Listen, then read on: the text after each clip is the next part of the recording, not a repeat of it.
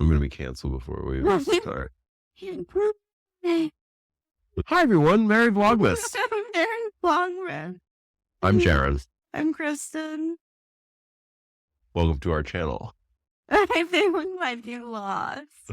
Come get lost with us. Today we're going to talk about equality, envy, and gratitude. A little philosophy. And a Christmas story. Thanks for joining us. We really appreciate each and every one of you. We really appreciate each and every one of you. We wrote it down even. We appreciate you so much. We got 147 of them right now. Yeah. Of them. Of you.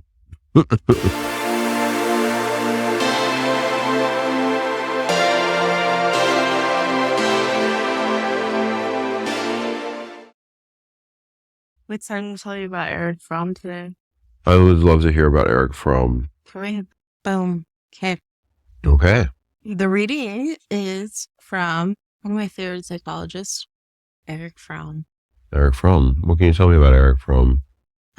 He was born in Germany, and he escaped Nazi Germany because he was Jewish. And he did a lot of his writing and thinking and theorizing and research and academic work on, like, what the heck were those Nazis do? That was crazy. Mm-hmm. And that was a big thing at the time, to be like, whoa, that was nuts, right?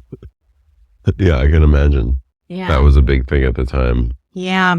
What was going on? What was that? So the book Escape from Freedom really goes in that explicitly, but also talks about just the ways in which we, like, give up our own identity to fit in with a group so we can feel safe, which is sort of the underlying current with a lot of the fascist regimes throughout history. Yeah. We all want to feel safe. Yeah. We can imagine, and I'm sure we can all imagine little ways we might have done that. Yeah. From time to time in our own lives, or maybe big ways. Yeah. I can imagine. Yeah. That was a big thing at the time. Yeah.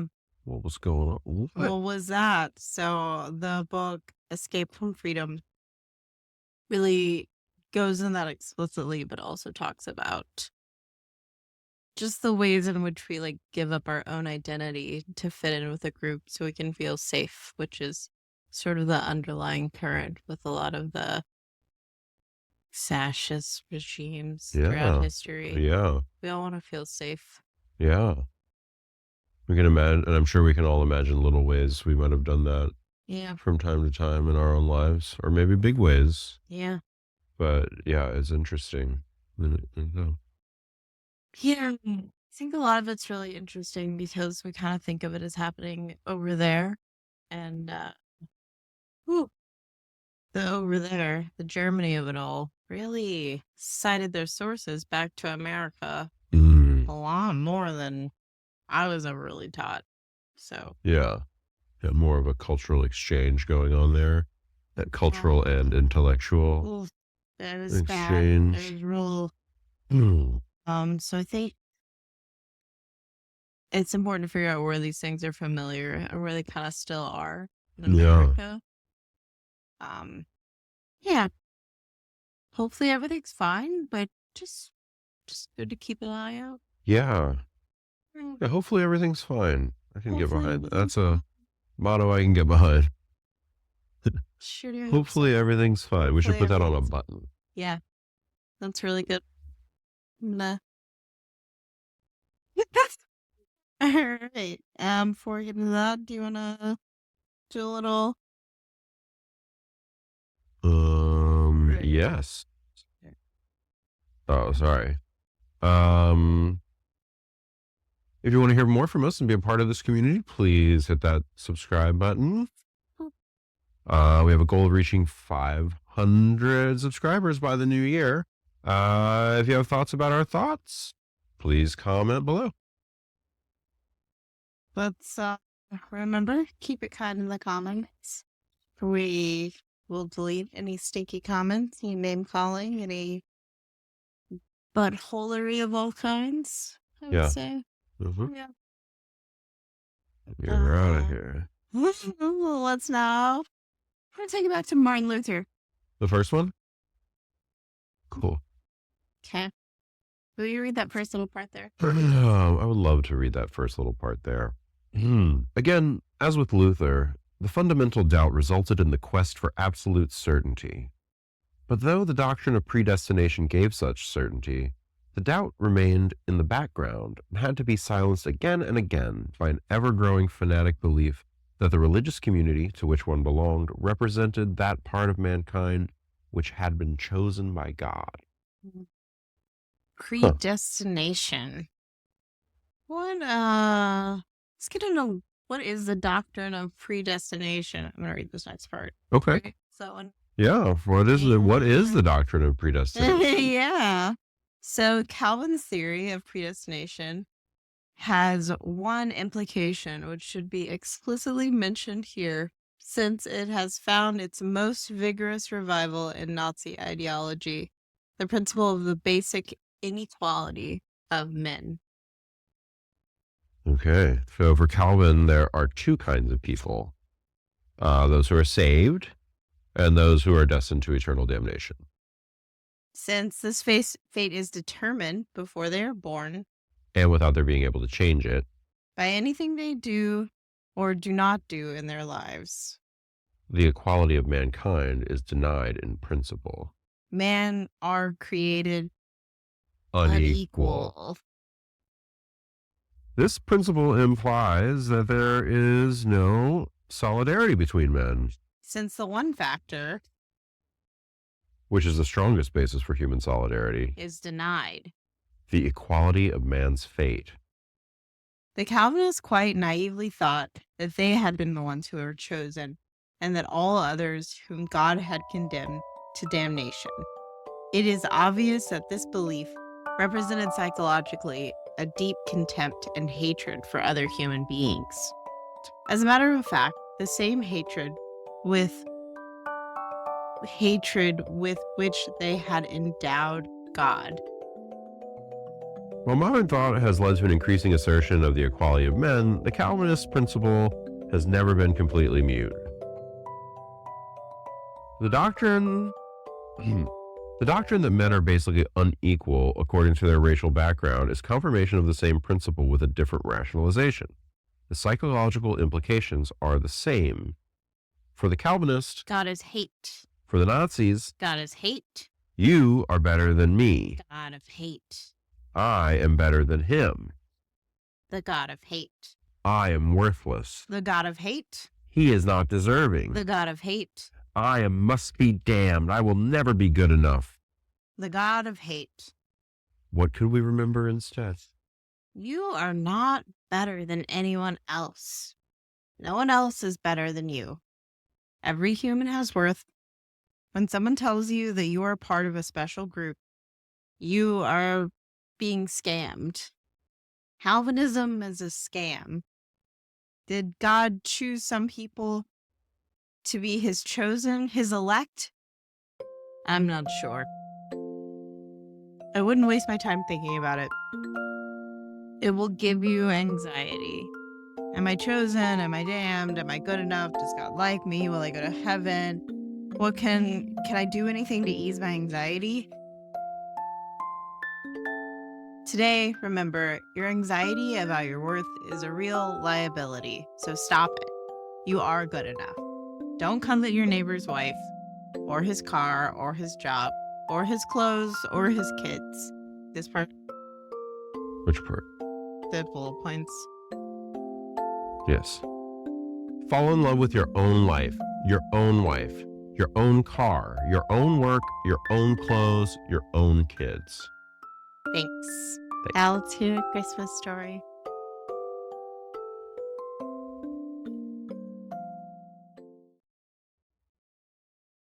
We're going to read a story. This story is in the public domain, so it's okay for us to read it. You don't have to worry about suing us. Right. The story is called The Christmas Gobblins. It's by Charles Dickens.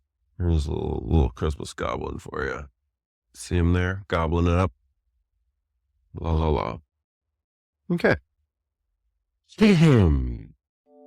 The Christmas Gobblins by Charles Dickens. In an old abbey town, a long, long while ago, there officiated as sexton and gravedigger in the churchyard one Gabriel Grubb.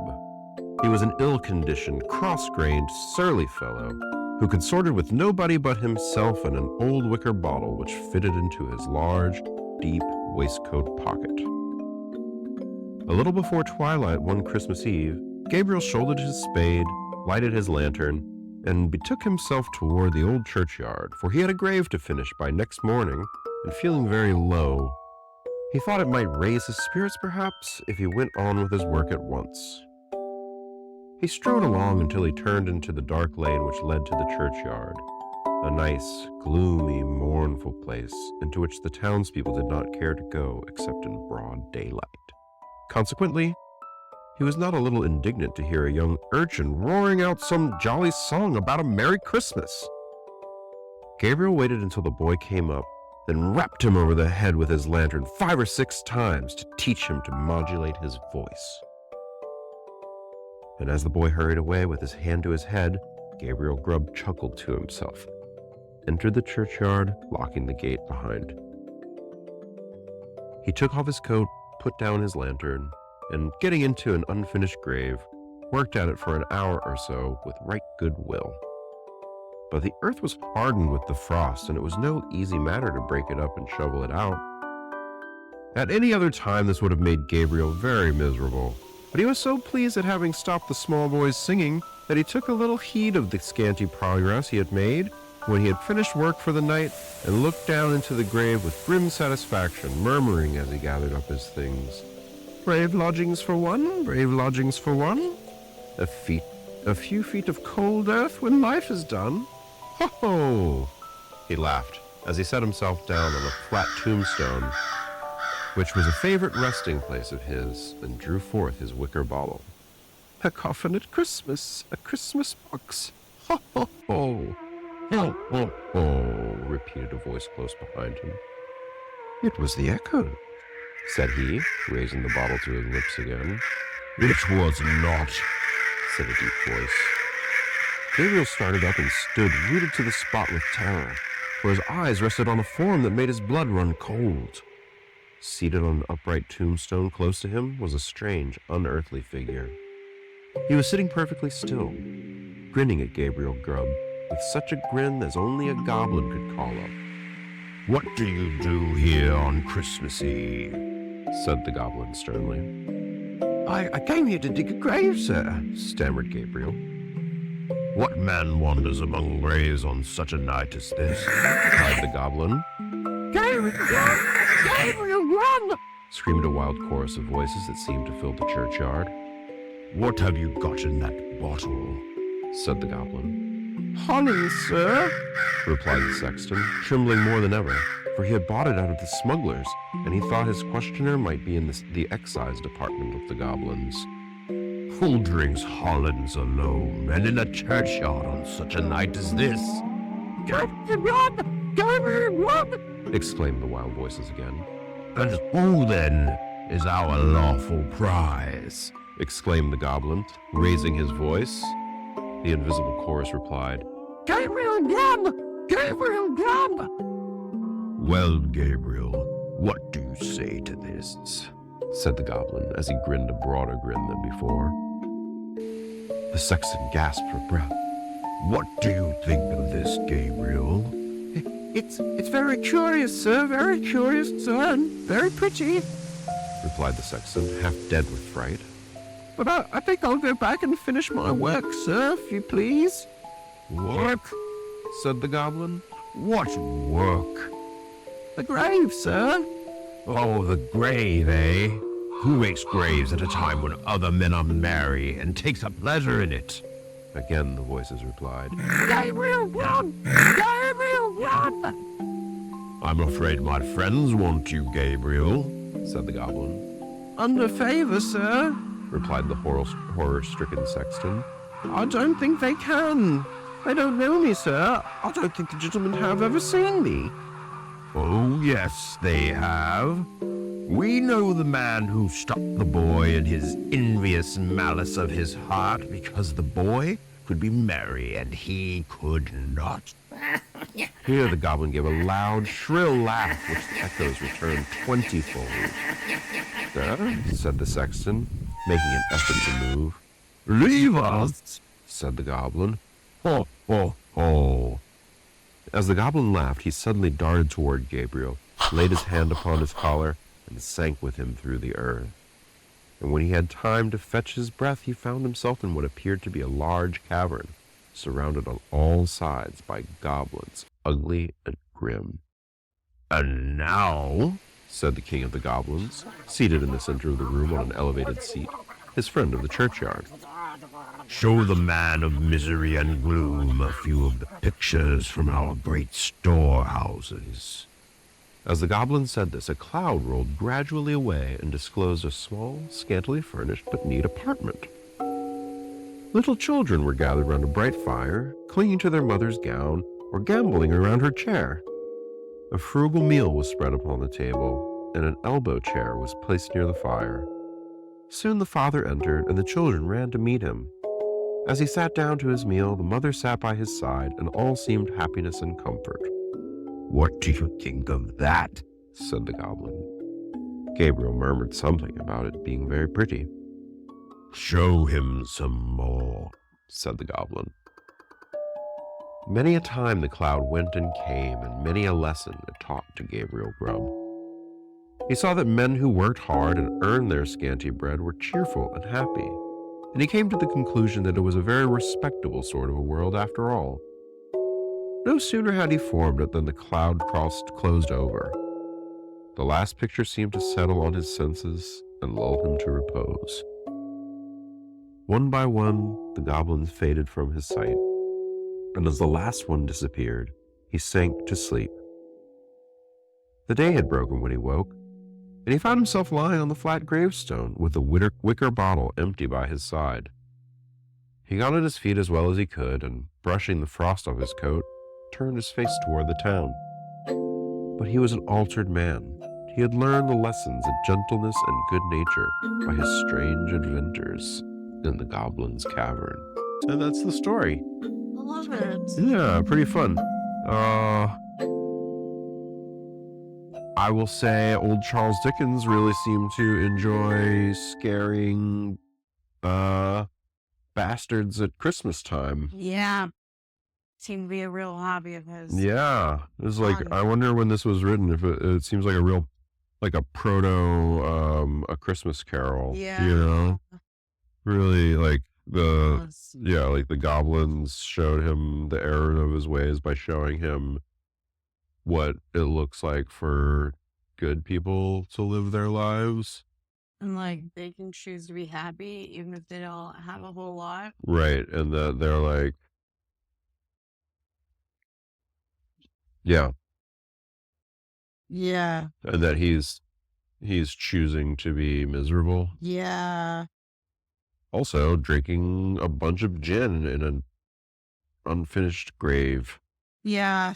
So weird, weird choice. Any goblin would be mad about that. Yeah. You're getting into ghoul territory at that point. Yeah. I can't. Who's having who's got to get buried on Christmas too? You know, feeling you're making up that. Right, he's like happy to be working when it's like somebody's having. There's a funeral on Christmas. Yeah, I don't. Jeez Louise. Yeah, that's nuts. Yeah, even the goblins are mad about it. Yeah, it's the goblin. Yeah, you're like, what are you singing? I don't think so. On Christmas Eve? Oh my god. Near me? No way. I saw a video online of a girl just complaining about going to a children's movie. And I guess there were kids there. Yeah. Moving around. Wasn't loud. Wasn't standing in front of the screen. Just kid moving around. Near her line of sight. Yeah. Very, very sad. Yeah. Oh no, someone else is having a little joy. How dare they? Right. Let people have their joy. Yeah, it's not like it's Mission Impossible 12. It's a children's movie. Yeah. I know it's the 8 o'clock showing, but still, it's a children's movie. Yeah. I think people just like complaining about joy and kids and all of that right now seems to be in the air. Yeah, oh, I shouldn't wait.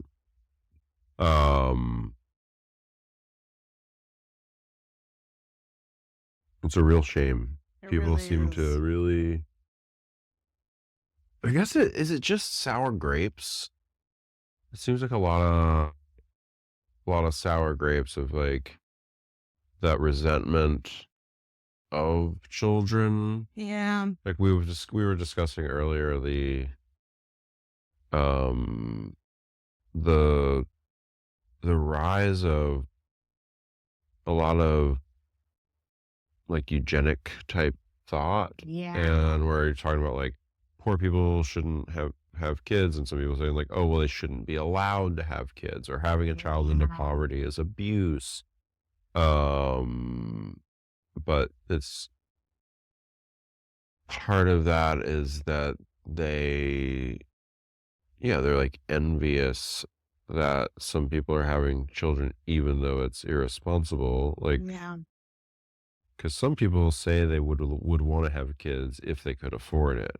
Yeah. Which is like actually a personal choice. Well, yeah, I mean, exactly. And it's like, I don't know. Everyone's really gotta remember the Christmas spirit this time of year. Yeah. I still been drawing a lot of comics and stuff. There's one I thought of a while back that it just pops in my head all the time lately, but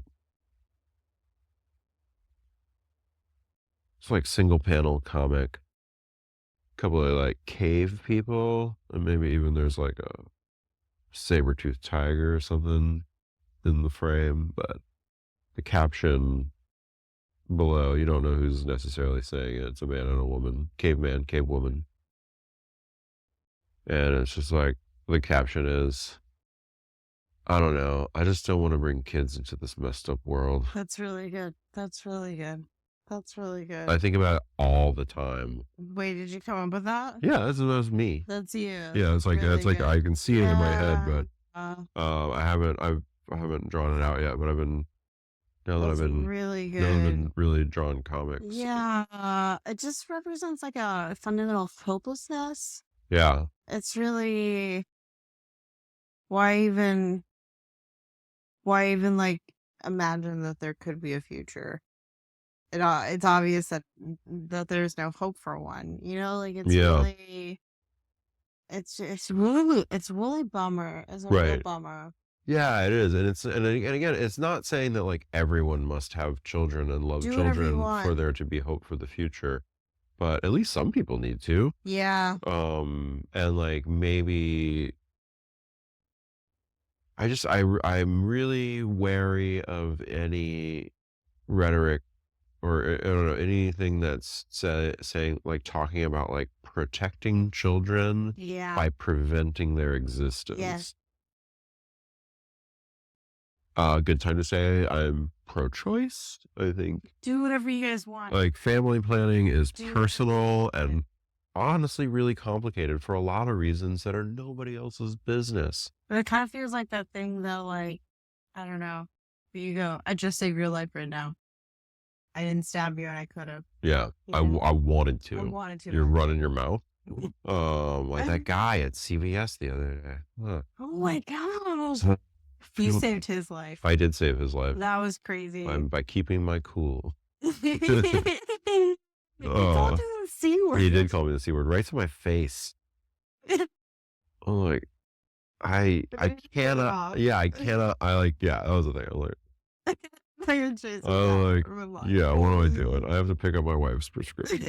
Thank you This so is- much. Yeah, I don't know. losing his mind because he had to wait at the pharmacy. Yeah. But it's that, honestly, it's just that entitlement. Yeah. Sometimes you have to wait in line. It's not a big deal. after 8 p.m. at Oh the my gosh. 24-hour pharmacy, you know, Yeah. Come on, guys. Friends just, of all genders yeah, have to wait at the pharmacy sometimes. many places in life are just, you just gotta wait. Wait in line. Bring a book. I don't know. I have my headphones on. My phone died. Otherwise, I would have filmed the guy. Yeah, I thought he was gonna jump over the counter and start hitting the trying to fight the pharmacist. Anywho, that's neither here nor there. No, it doesn't. It actually was like, Really slows everything down, and I think that you can't go back there again if you do that. Bro, sometimes you just have to wait in line. unbelievable. Most of life is just waiting in line. So much of it, So much of it. especially like at pharmacies, DMV, doctor. I mean, doctor, you're not necessarily waiting in line, but you're like, it's like it's like a list. You just sit scattered about a room, but it's a line. You just sit scattered about it. Yeah, but you're in line. Try to get close to the aquarium if they have one. Oh yeah, my doctor was at aquarium. I think. Mm. Advanced waiting room. But you can learn to appreciate a waiting room. You can learn to love it, and you can learn to like not be a grumpy sexton. I appreciate Yeah, a little bit. that one really hits close to home because I'm also a sexton and I am often grumpy. Yeah. I'm really trying to work on that, you know. Dig graves though. I don't have to dig graves. I do trim the plants around the memorial, which is not the same. It's not the same. It's not even a little bit the same. I do move chairs around, and sometimes I catch myself being grumpy. We don't have goblins, but just feel like we have ghosts. I think there's like a little bit of a thing around. I don't think they don't like when you talk about them. Oh yeah, I wasn't gonna. Yeah, don't remember. I don't remember that. I don't remember that we were gonna talk about anything about that. We're all good. Yeah. Any other concluding thoughts or anything from the first reading or the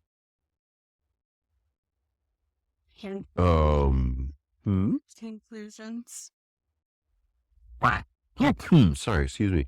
Well, it's interesting, right? So, like, we have we're talking about like Calvinists and predestination, and it seems like Dickens not into the idea of predestination, really into the idea of like your salvation is within your grasp, Yes. right? Like you make a choice, right, and we can, and like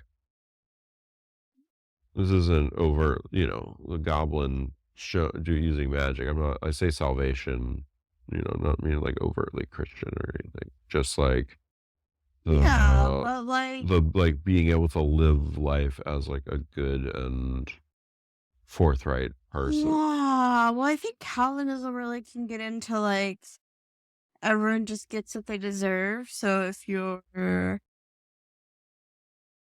grumpy, you deserve it, or if you're poor, you deserve it, or if you're homeless, you deserve it. Like it's not what it meant in the first place. Right. It's what it like evolved into, and that sort of belief turns into like a type of anxiety that will make you a workaholic that like worked out for America until a couple of financial crises, and then it didn't. So kind of seems stupid. I was never a Calvinist, but I'm also fundamentally lazy. Yeah. Yeah, same. Yeah. But like if some people are chosen and some people are damned, then like, I don't know. Not everyone's equal. So you can just beat up a pharmacist if you want to. It must be Mhm. damn. They made me wait. Right. Well, that's what I was gonna say, because you were like, you said, oh, if they're grumpy, then it's like because they're meant to be grumpy. But it's also like, well, if I'm grumpy, then it's your fault because of whatever, because you were fundamentally grump making, Yes, because of God, because God doesn't like you because of yeah, because of yes, woke, because of women or woke or whatever. Yeah, the yeah. woke police.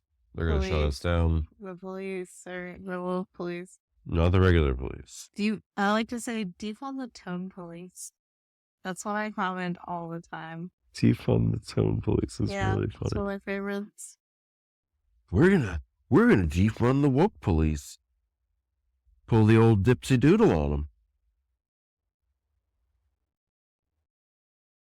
Now I'm the dissident and you're canceled. That's so true. Take that. I don't want to talk more about the police because I'm scared of them. So No problem here. everything's good. Yes. Everything's fine. Everything's fine, but like for real, defund the tone, please. Defund the tone police. Any other thoughts about the No. goblins and me? Love goblins as an agent for good. Yeah. Really enjoy that. I like the earth walking that happened in terms of like just the magic system, you know. Mm. Took Gabriel Grubb and sunk him through the earth. Yeah. Yeah. Very good. It was good. I don't think I could do that job. Gravedigger? Yeah. I wouldn't want to. I kind of like jobs a little more when there's like alive people. I like talking. I don't like lonely jobs or like ones that are fundamentally haunted. It's funny. I was just having that conversation with myself earlier. I was downstairs, and I just like a lot of times I just don't turn on the lights. I'll just walk around in the dark. Like I think I'm just okay with being haunted. I still don't go into the basement at night. No. But or rarely do I go down there during the day. Yeah. But a lot of bad vibes down there. Yeah. I don't have a base. We have a bomb shelter. What's that? No. What's that panel in the yard? Oh, that? Yeah. What is Oh, I don't know. Is that a bomb shelter? I don't know. Be a good thing to find out. We should figure that out. Just a hole. Probably. No. Yeah, it would be a good thing to know. Here's a call to action, friends. Look around your house. See if you happen to have a bomb shelter. Mm-hmm. Don't sleep on that. Seems like a really Unless there's a bomb. really relatable call to action. Anything else? Other than like check your yard for bomb shelters. What else do you think they should know? Or do? They could like and subscribe if you liked this whatever this is that we've presented for you. Yeah, Vlogmas, Merry Vlogmas. Vlogmas. Yeah, bless us everyone. Yeah, Merry Vlogmas. We look forward to seeing you tomorrow for the next Vlogmas. Yeah. You're going to be able to talk a little bit more about resentment. What? Resentment. I don't know what the Christmas story is yet.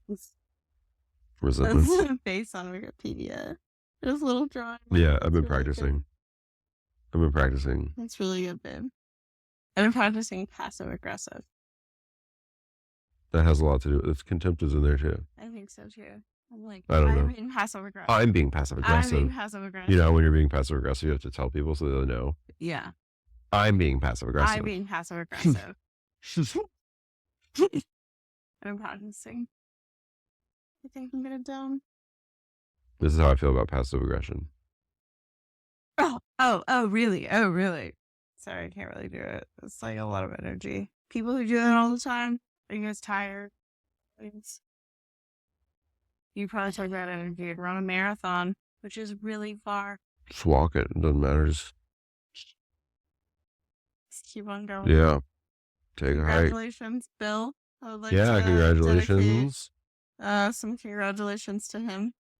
Yeah, I would like to dedicate to this evening's congratulations to our neighbor, Bill, who ran a marathon. Also to everyone else who ran the marathon. Or was right? Yeah, it's like a whole big thing. A bunch of people did it. Yeah, they closed the streets off and stuff. Right. Closed the streets off yesterday. Had a parade. There were fireworks in the middle of the night. Oh, yeah. You mean first thing in the morning? Get done. Fireworks in the middle of the night. It's like 5 a.m. Fireworks, which are like 5 in the morning. 5 in the morning fireworks really reminds you to check out if there's a bomb shelter around. Really scary. It was like quite startling. I had to remember that it was the marathon. But congratulations, sir. Thanks for Congratulations. Yeah, thanks for joining us. Good night, everyone. Good night. Sweet dreams. Merry Vlogmas. Merry Vlogmas.